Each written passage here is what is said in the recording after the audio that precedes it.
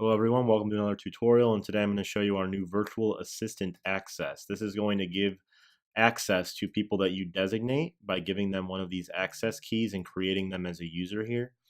So for anyone who wants to know where to find this, you can find this under your Builderall business menu. And then when you come here, you're going to click new to create a new user. As you can see here, there's not a way to delete any of the users that you make. All you can do is just disable or enable them. So I'm going to create a new one here. We're just going to call him Peter.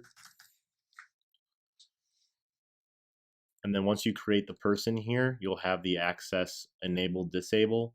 You'll be able to pick what tools you want them to have here. If I select all of them, it'll give them access to everything aside from Builderall Business.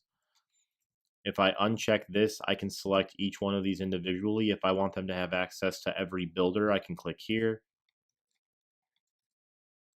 If I want them to have access only to the animated videos, I can click here. As you can see, it'll just select whatever you want them to be able to access. So for this, I will just have them access Pixel Perfect Builder and save. And then to access the account, what you're going to do is you're going to go to the Builderall login. They're going to use the email for this account and this access key, which you can give them.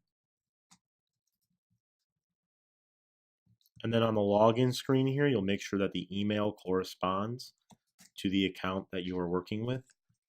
You'll paste the access key and click "Are you a virtual assistant?" So then it'll recognize that it's an access key. And then once they click sign in, they will be given access to that account with everything that you designated to them.